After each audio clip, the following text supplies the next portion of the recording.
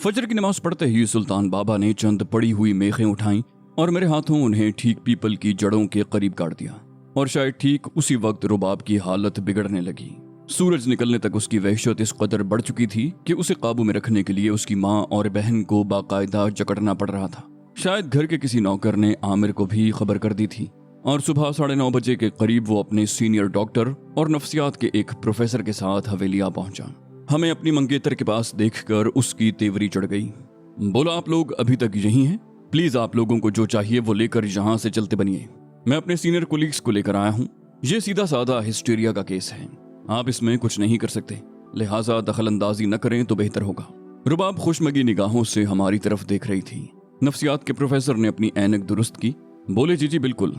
दरअसल बच्ची के लाशऊर में बचपन का कोई खौफ दबा रह गया है, जो इस घर में आकर फिर से अपनी पूरी ताकत से इस पर हमलावर हो गया है।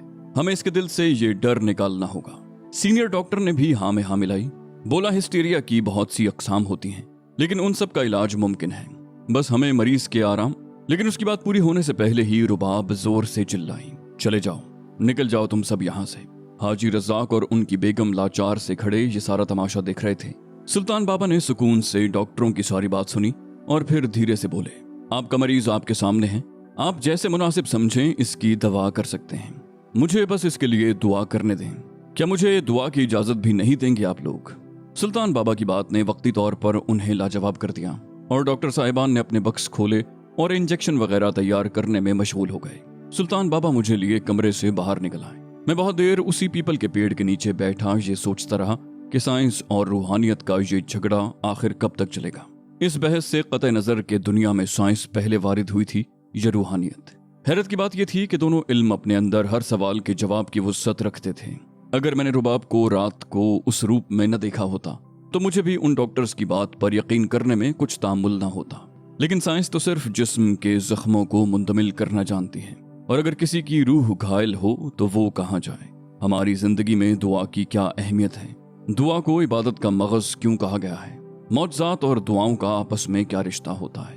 दफतन मुझे यूं महसूस होने लगा कि जिस मुतवाजी दुनिया के असरार जानने के लिए मैं घर से निकला था, उस दुनिया के जख्मों की पहली साइंस ही दुआ थी, और उस दुनिया की बीमारी और रोग, सहर और जादू था।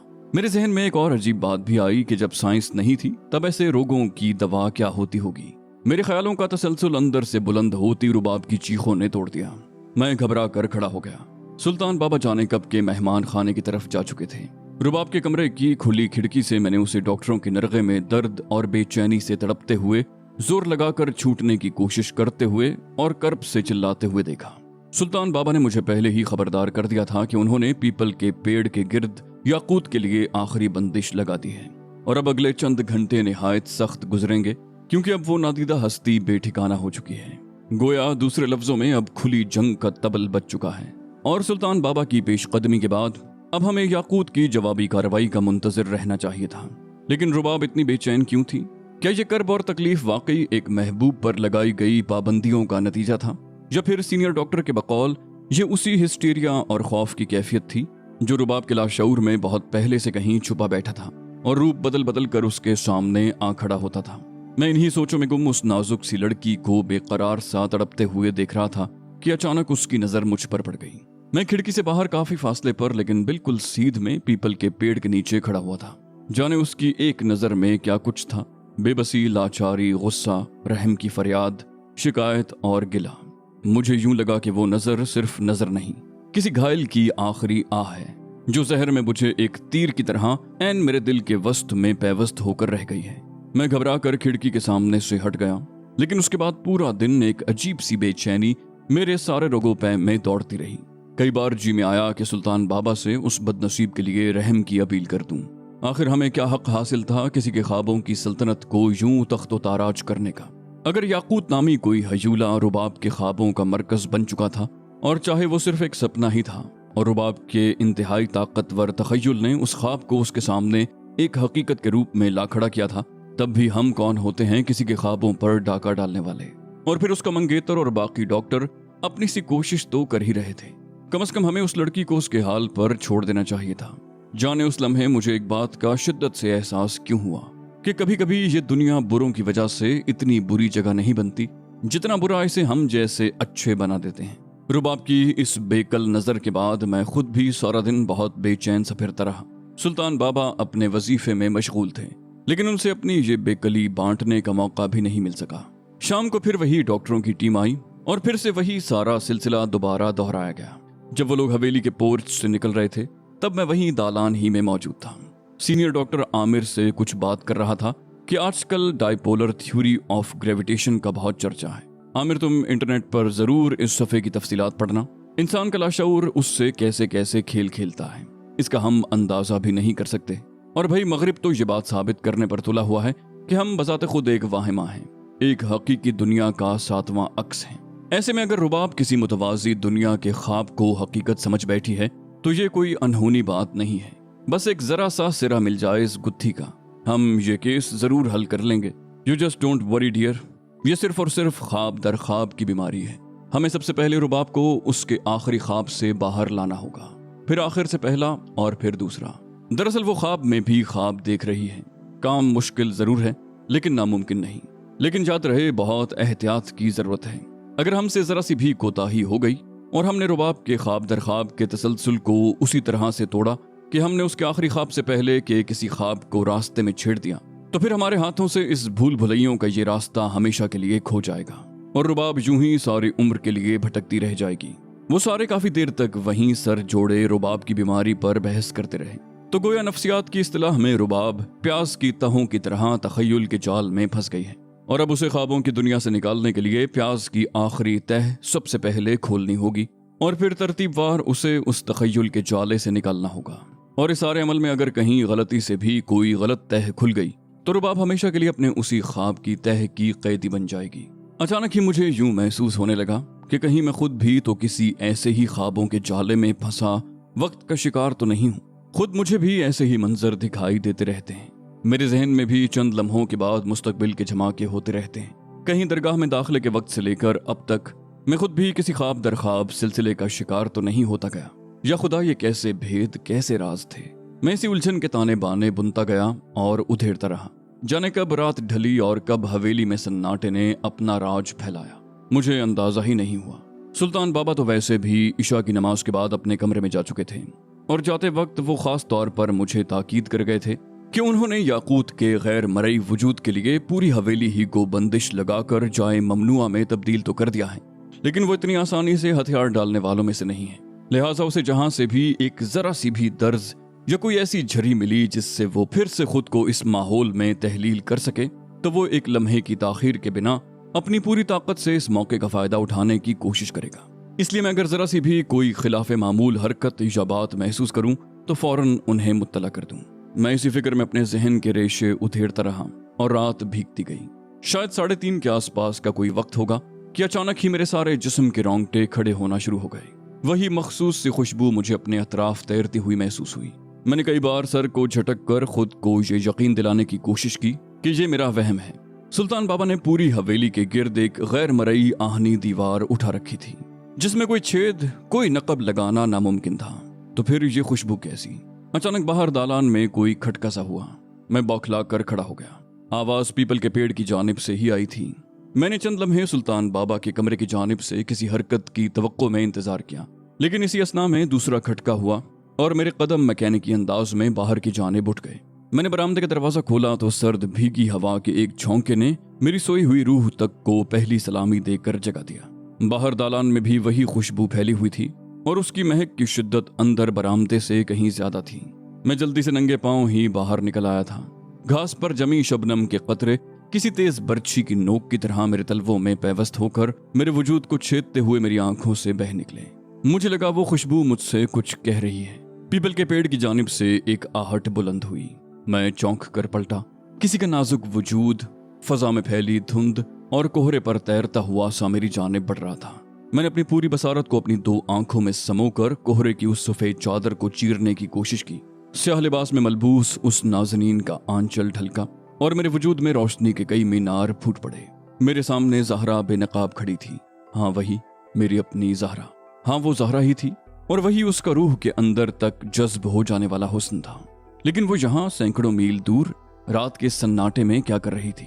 वो मुझे यूं ही एक टुक देखती रही। दफतन मुझे यूं महसूस हुआ कि मेरा वजूद एक पल में ही कई मन भारी हो गया है। मेरे कांधों में इस अचानक बोझ की वजह से शदीद दर्द उठा, लेकिन शायद मैं ज़हरा को अपने सामने पाकर ये सब भूल ही गया था। मैं लपक कर उसके पास पहुंचा, कहा, आप यहाँ इस वक्त? लेकिन कैसे? ज़हरा अपनी मखसूस सी धीमी मुस्कुराहट अपने कोमल होंठों में दबाकर बोली, क्यों, मैं यहाँ नहीं आ सकती? क्या सभी करामात सिर्फ आपके लिए ही मखसूस हैं? मैं लाजवाब सा हो गया, लेकिन मेरी उलझन फजूं तर हो गई। मैंने कहा, लेकिन फिर भी मेरा मतलब है। उसने अपने होंठों पर उंगली रख कर मुझे खामोश रहने का इशारा किया। बोली, बस और कुछ न कहूँ। जाने कितनी सदियों से तुम्हारी एक झलक देखने के लिए मेरी ये प्यासी आंखें खुश्क और बंजर पड़ी हैं। खामोश रहो और मेरे मन पर अपनी शबीह का सावन बरसने दो। मैंने चौंक कर ज़हरा को देखा। उसने आज तक कभी मुझे तुम कहकर मुखातिब नहीं किया था, लेकिन उसकी महवियत और बेखुदी का ये आलम था कि उस वक्त वो दुनिया और माफिया से बेखबर दिखाई दे रही थी। उसने मेरा हाथ थामा और हम पीपल के पेड़ की ओट में आमने सामने बैठ गए।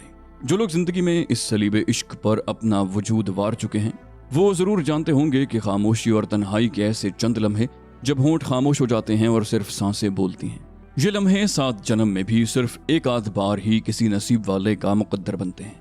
लेकिन कुछ मंजर ऐसे होते हैं कि हमारी रूह उनसे कभी सैराब नहीं होती, जिनसे हमारी आंखें कभी नहीं थकती, जिनको निहारने के दौरान हमें अपनी पलकें मूंदने का वक्फा भी सदियों जैसा लंबा और अजियतनाक लगता है, कि जिस मकाम पर पहुंचकर हमें दुनिया में आने का मकसद हासिल हो जाता है और जिसके बाद अपने पहले गुजरी और बाद में बसर होने वाली सारी जिंदगी सिर्फ और सिर्फ वक्त का ज़िया ही लगती है।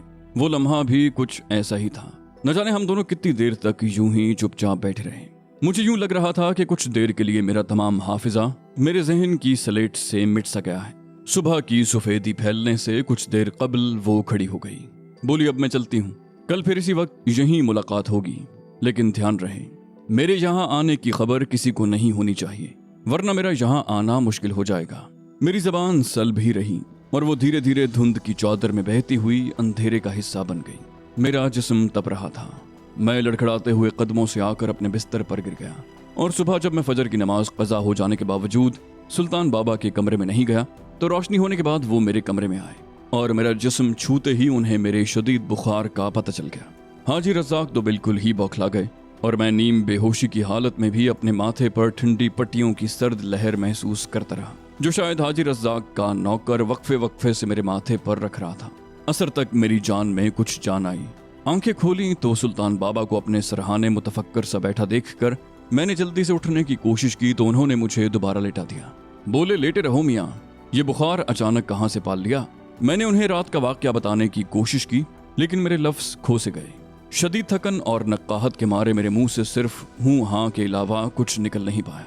मैंने इशारे से उन्हें बताया कि मैं कमरे में घुटन महसूस कर रहा हूँ, लिहाजा मुझे बाहर खुली फजा में ले जाएं। बाहर शाम की ठंडी हवा ने मेरे हवास काफी हद तक बहाल कर दिए। बाहर उस वक्त सब कुछ मामूल के मुताबिक था। हाँ, अलबत्ता एक बात जरूर खिलाफे मामूल थी। आज रुबाब बिल्कुल पुरसुकून दिखाई दे रही थी। मेरी कुर्सी दालान में जहाँ डाली गई थी वहां से मैं आमिर और उसके डॉक्टरों की टीम को अपनी पहली कामयाबी पर खुशी मनाते हुए बखूबी देख सकता था।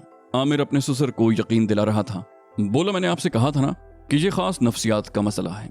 आपने देखा डॉक्टर जाकिर के कल के पहले ही डोज ने कितना असर किया है और आज रुबाब किस कदर पुरसुकून है। आप खामखा ही वसवसों में पड़े हुए थे। दुनिया की ऐसी कोई बीमारी नहीं है जिसका इलाज साइंस के पास ना हो। हाजी रज़ाक के चेहरे पर भी इत्मीनान के आसार दिखाई दे रहे थे। कुछ लम्हों के लिए रुबाब दालान की तरफ निकली तो मेरी नजर दूर से उसके शांत वजूद पर पड़ी। अचानक वो पलटी और उसकी नजर मेरी नजर से मिली। मुझे यूं महसूस हुआ जैसे कई गज दूर होने के बावजूद उसकी वो 2 बड़ी बड़ी काली और सुलगती हुई सी आंखें बिल्कुल मेरी घायल आंखों की पलक से पलक जोड़े मुझे घूर रही हैं। वो चंद लम्हे मुझे यूं ही घूरती रही और फिर पलट कर अंदर चली गई और मेरा जिस्म फिर से उसी बेपनाह बोझ तले दबता गया। लेकिन मैं फिर चाह कर भी सुल्तान बाबा को कुछ नहीं बता पाया। वो मेरी बीमारी की वजह से पहले ही काफी परेशान थे और मैं उनके चेहरे पर मुस्तकिल एक बेचैनी और तफक्कुर का साया देख रहा था।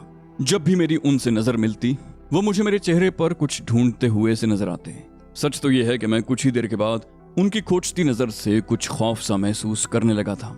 लिहाजा मगरिब के करीब मैं सर्द हवा का बहाना बनाकर वहां से अंदर अपने कमरे में उठाया। मेरा रुआ रुआ उस वक्त आधी रात का वक्त जल्द अज जल्द होने के इंतजार में चला जा रहा था, लेकिन ये सितमगर वक्त था कि लम्हों को सदियों में तब्दील करके कटता रहा। ऊपर से सुल्तान बाबा की वो कड़कती नजर जो मुझे अपने वजूद के अंदर गड़ती हुई महसूस हो रही थी, खुदा खुदा करके इशा की नमाज के बाद वो अपने कमरे में चले गए और मैंने सुकून की सांस ली। लेकिन वक्त टालने का जानलेवा मरहला अब भी वैसे ही दरपेश था। मैं धीरे से उठकर बरामदे में आकर बैठ गया और अपनी नजरों में 7 जन्मों का इंतजार लेकर उस जानिब देखने लगा जहां से कल रात ज़हरा आई थी, और फिर वही घड़ी की टिक टिक और वही मेरी पलकों की सुइयां। शायद मेरी कज़ा से कुछ लम्हे पहले वही आहट उभरी और मैं यूं लपक कर बाहर निकला कि जैसे शदीद प्यास में दम तोड़ने वाले किसी जख्मी के लब पानी के आखिरी बचे हुए कतरे के लिए खुलते हैं। बाहर वही खुशबू फैली हुई थी। मैं तेज कदमों से पीपल के पेड़ के अकब में पहुंच गया। कुछ ही लम्हों में मेरी समातों को नई जिंदगी बख्शने वाली कदमों की वो चाप उभरी जो हमेशा ही मेरे दिल की धड़कनों को उथल पुथल कर देती थी। ज़हरा उसी जानिब से चलती हुई आई और आकर मेरे मुकाबिल खड़ी हो गई, और गुज़श्ता रात ही की तरह मैं फिर से वो सारे सवाल भूल कर मबहूत सा खड़ा उसे देखता रहा। जितनी मर्तबा ज़हरा मेरे सामने आई थी, चाहे दरगाह में या चाहे कहीं और, हर बार मेरी यही हालत हुई थी। उसके याकूती लब हिले और मेरे कान में जैसे फिर से वही अनजान सरगोशी सी हुई। वो धीरे से मुस्कुराई और बोली, याकूत तुम आ गए, कितना इंतजार करवाते हो। मैं चौंका, लेकिन उसकी वो जां फजा मुस्कुराहट मुझे कब कुछ सोचने देती थी। वो 2 कदम बढ़ाकर मेरे और करीब आ गई और उसकी महकती हुई सांसें मेरी शहरक को छूकर मेरी रगे जान में एक नई जिंदगी भर गईं। जाने लोगों ने जिंदगी को सिर्फ सांस लेने से क्यों मुत्तसिल कर रखा है। जिंदगी तो कुछ और शय है, सांस लेने और जीने से बहुत बढ़कर, बहुत सिवा है। जैसे ज़हरा के मेरे करीब आने का वो लम्हा। लेकिन इससे पहले कि मैं जिंदगी की वो लहर अपनी रूह में सींचता, एक चिंगाड़ती हुई धाड़ सुनाई दी, अब्दुल्ला। मैं घबरा कर पलटा और सुल्तान बाबा को अपने पीछे गुस्से में तनतनाते हुए आते देखा। ज़हरा ने डर कर मेरा हाथ पकड़ लिया और बोली, ये शख्स हमें जुदा करने आ रहा है। याकूत, मुझे इससे बचा लो मुझे। मैंने भी ज़हरा को बचाने की खातिर खुद को उसकी ढाल बना लिया। सुल्तान बाबा की आंखों से गुस्से के मारे चिंगारियां से निकल रही थीं। वो मेरे करीब आए और बिना कुछ कहे उनका हाथ उठा और पूरी कुव्वत से घूमकर मेरे चेहरे पर एक जोरदार चांटे का निशान छोड़ गया। थप्पड़ था या कोई बिजली का झटका। एक ही लम्हे में मेरा सर कुछ इस तरह चकराया कि मुझे सारी दुनिया ही घूमती हुई महसूस हुई। जमीन पर गिरने से पहले मेरी बंद होती आंखों ने पलटकर ज़हरा की तरफ देखने की कोशिश की, लेकिन वहां रुबाब को खड़े देखकर मेरे रहे सहे हवास ने भी मेरा साथ छोड़ दिया और मेरा जहन मुकम्मल तारीकी में डूब गया।